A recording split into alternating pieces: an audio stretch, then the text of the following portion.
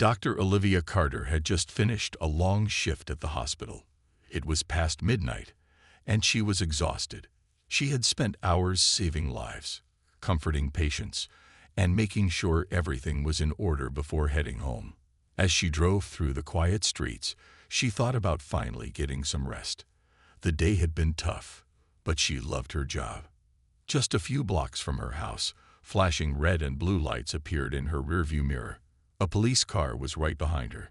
She sighed and slowed down, pulling over to the side of the road. Her heart started beating faster. She had done nothing wrong. So why was she being stopped? Officer Mark Reynolds stepped out of his car and walked toward her vehicle. He had been on the force for years, and in his mind, he believed he could tell who looked suspicious. Tonight, he thought he had found someone who fit that description. He didn't recognize her as a hard-working doctor, a woman who had dedicated her life to helping people. He only saw what he wanted to see. Olivia rolled down her window and kept her hands on the steering wheel. She knew how these situations could go wrong, and she wanted to stay calm. "License and registration," Reynolds said in a firm voice. She nodded and handed him her documents. "Officer, may I ask why I'm being stopped?" she asked politely. Reynolds glanced at her ID but didn't really look at it. "Where are you coming from?"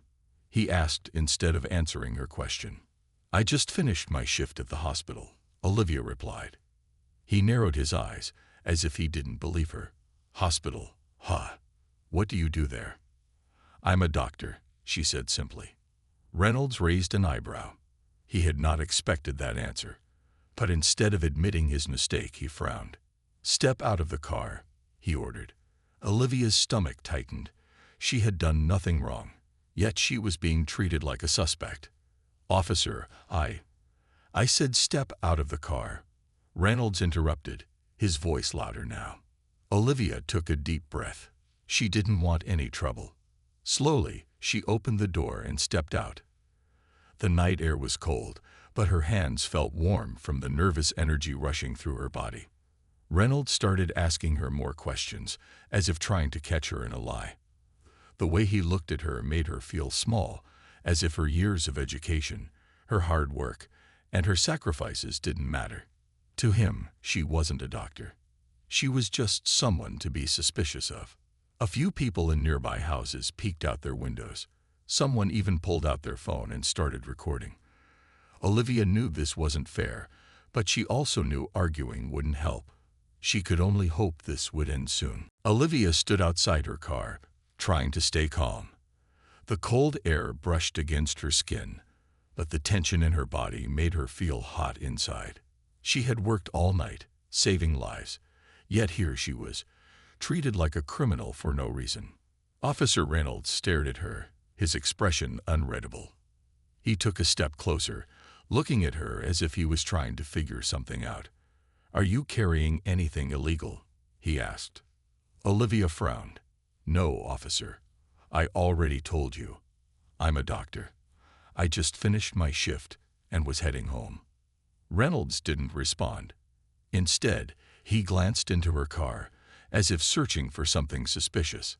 He didn't see anything out of place, but still, he wasn't ready to let her go. "Turn around," he ordered. Her heart pounded. She had seen this happen to others, but she never imagined she would be in this position. "Officer, is there a reason for this?" she asked, her voice steady but firm. "You're asking too many questions," Reynolds replied. "Just do as I say." Olivia clenched her fists but took a deep breath. She had done nothing wrong. There was no reason for this, but she knew arguing wouldn't help. Slowly, she turned around, hoping this would be over soon. Reynolds reached for his radio, calling in her license plate. As he waited for a response, he kept his eyes on her. He didn't know why, but something inside him kept telling him to be suspicious. He had stopped hundreds of people before, and he always trusted his gut. But was his gut really right this time? A few people had started gathering at a distance. Some were watching from their windows, while others stood on their porches. A man across the street pulled out his phone and began recording. "Excuse me, officer," the man called out. "What's the problem?" Reynolds ignored him. He didn't like being questioned. He turned back to Olivia. "Keep your hands where I can see them," he ordered. She nodded, keeping her hands in front of her. Her mind was racing. Why was this happening? Would this turn into something worse? Just then, a voice came through Reynolds' radio. "License check complete. Vehicle registered to Dr. Olivia Carter. No violations." Reynolds tightened his jaw. He had expected something different. He had been so sure that she was hiding something. But the report was clear. She was exactly who she said she was. For a moment, there was silence. The people watching were waiting to see what would happen next. Olivia looked at Reynolds, hoping this meant he would let her go. But instead of apologizing, he hesitated. He didn't want to admit he had been wrong. Without another word, he handed her back her license. "You can go," he said, his voice flat. Olivia took her ID, but the damage was already done. She got back into her car, her hands shaking slightly. As she drove away, she knew one thing for sure: this night would stay with her forever. And it wasn't over yet. Olivia gripped the steering wheel tightly as she drove away. Her heart was still pounding, and her hands felt shaky. The whole situation played over and over in her mind.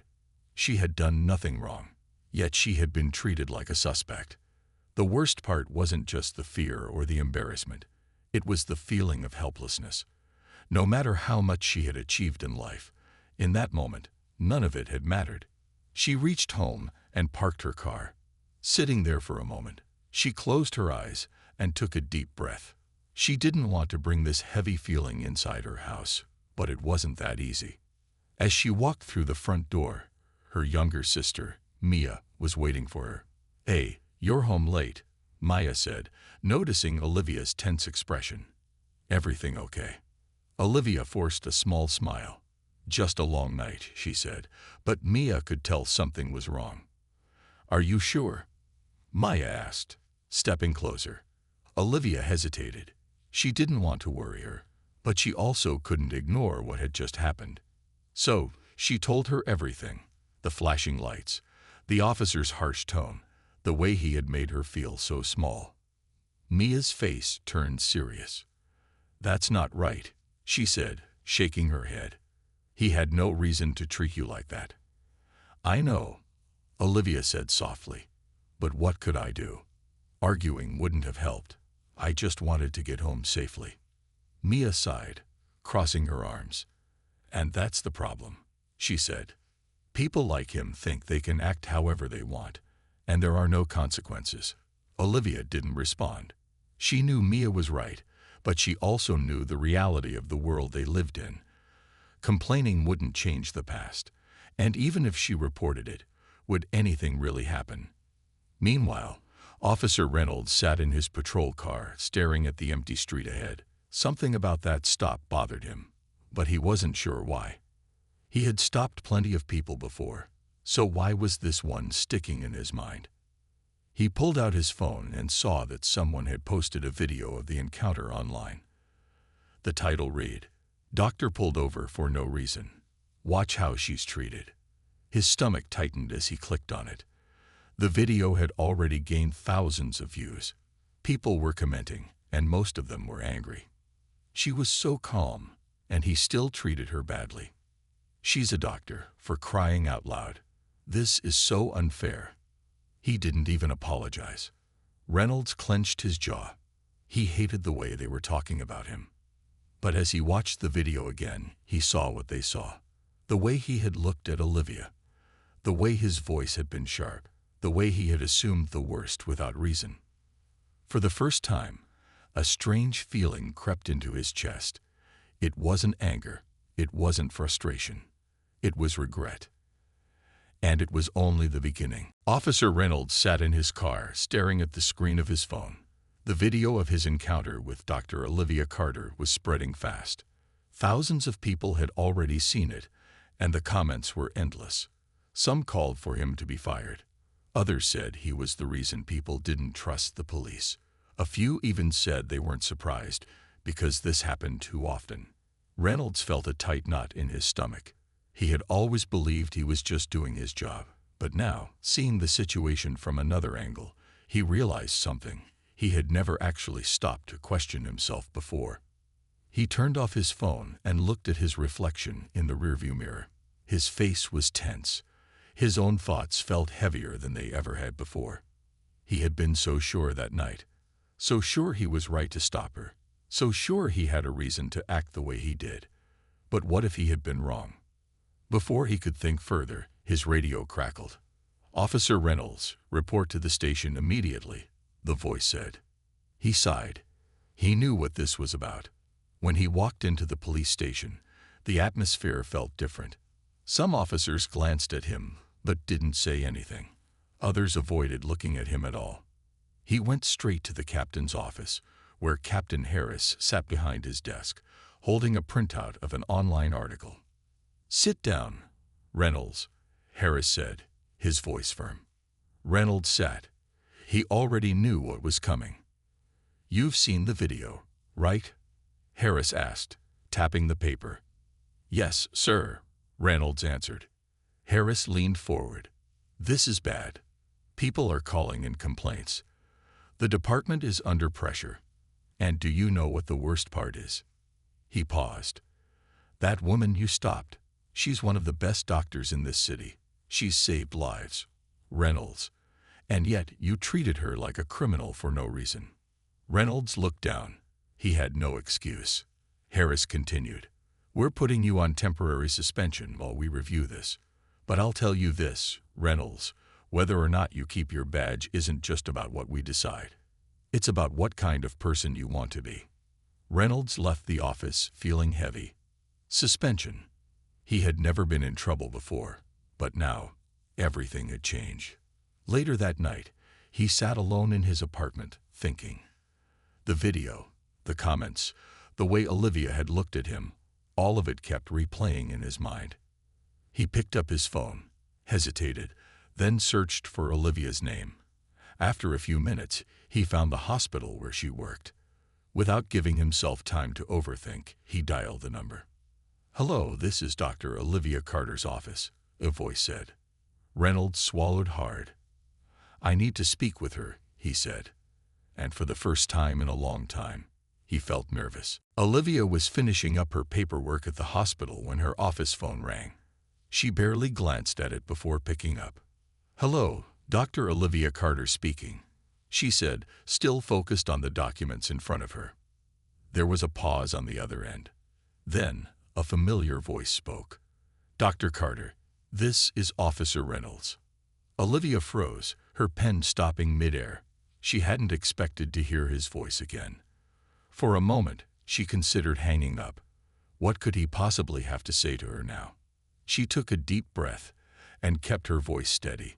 "What do you want, Officer Reynolds?" Another pause. "I just wanted to talk," he said. "If you'll let me." Olivia leaned back in her chair, gripping the phone tighter. "Talk about what?" she asked, her tone calm but firm. Reynolds sighed on the other end. "About what happened that night. About what I did." He hesitated, then added, "I was wrong." Olivia's eyebrows lifted slightly. She hadn't expected that. She had dealt with unfair treatment before, but people rarely admitted when they were wrong. Reynolds continued, "I saw the video. I saw the way I treated you. And now, looking back, I realize how unfair it was. I should have listened instead of assuming the worst. I didn't." He stopped himself, as if struggling with his own words. "I didn't see you for who you really are. And I regret that." Olivia remained silent for a moment. She could hear the weight in his voice, but part of her wondered, was this just because he got caught?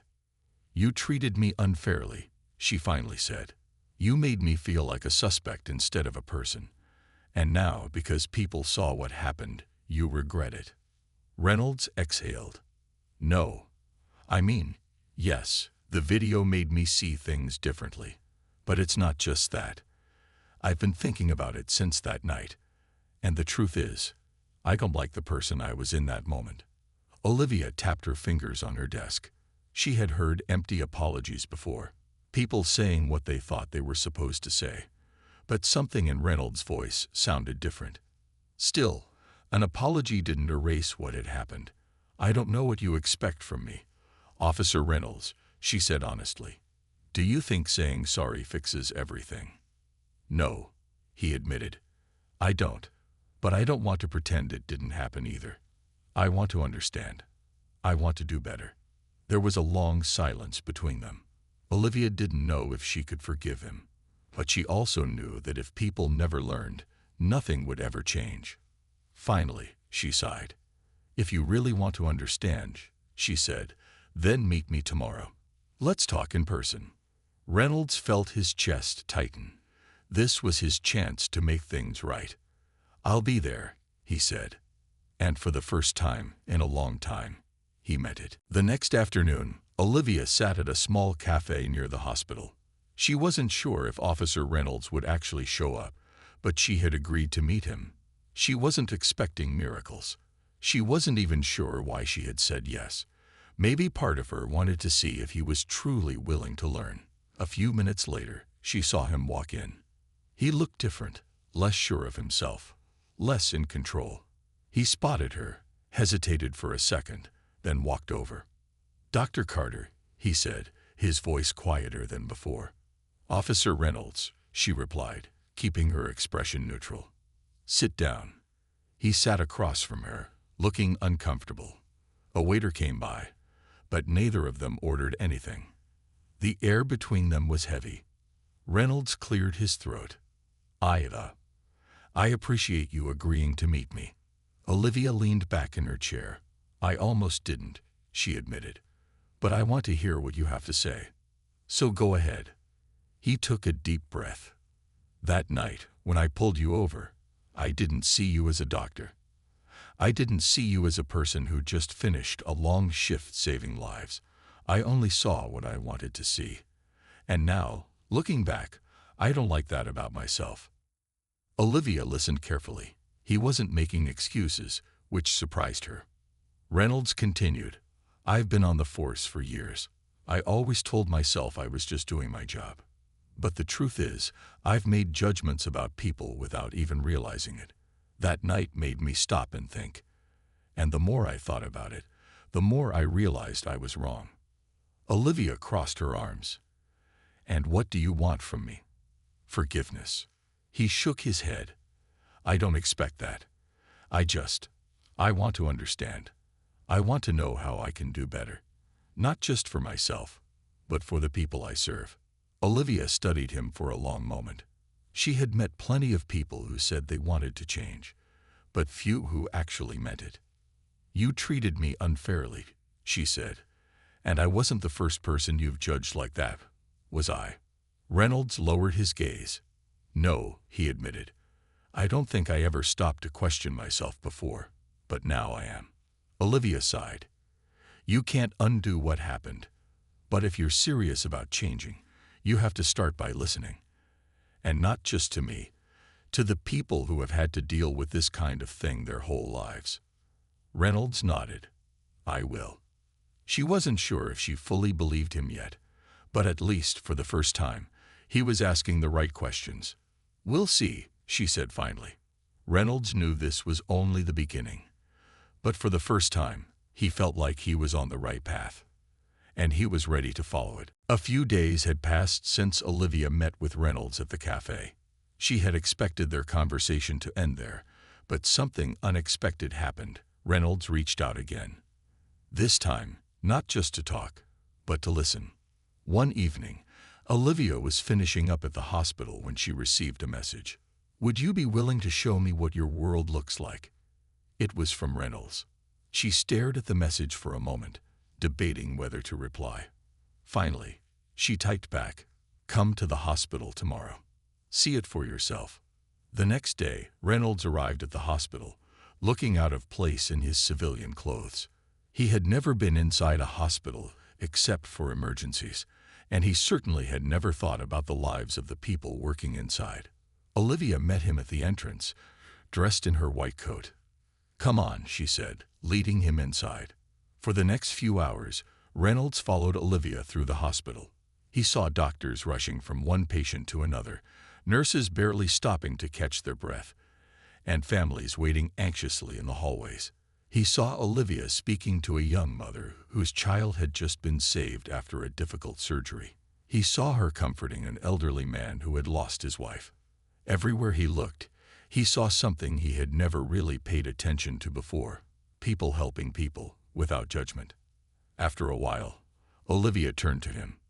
"This is what I do every day," she said. "This is the world you didn't see when you pulled me over that night." Reynolds nodded, feeling a strange heaviness in his chest. "I get it now," he said quietly. "Do you?" Olivia asked, studying him. "Because understanding isn't just about watching. It's about changing the way you think, the way you act." Reynolds exhaled. "I don't know how to fix everything," he admitted, "but I want to start somewhere."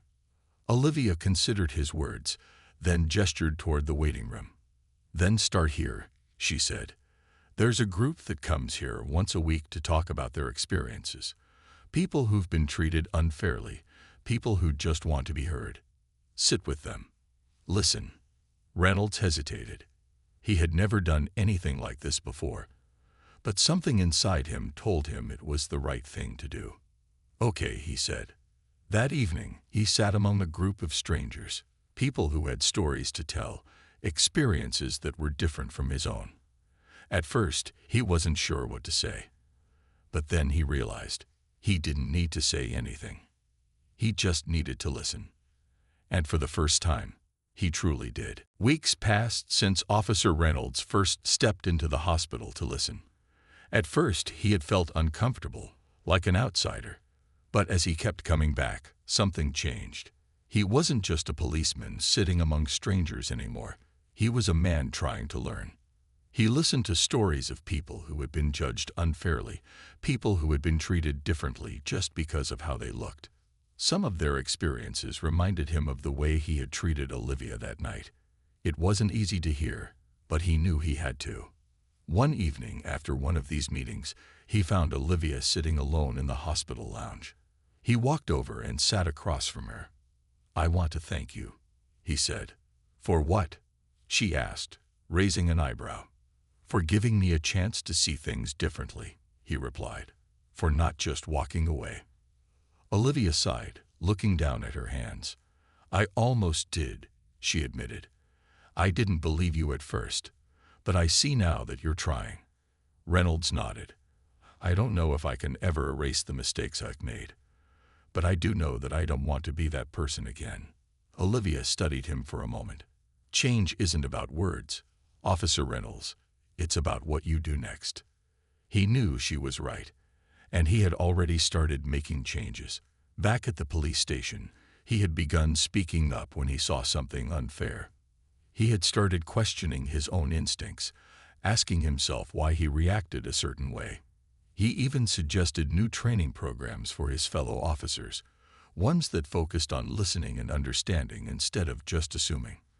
But there was one more thing he needed to do. A few days later, Reynolds knocked on Olivia's office door. She looked up, surprised to see him again. "I wanted to apologize," he said, "not just for what happened that night, but for all the times I didn't stop to think. For all the times I let my own judgments get in the way." Olivia was quiet for a moment. Then she gave a small nod. "Apology accepted," she said.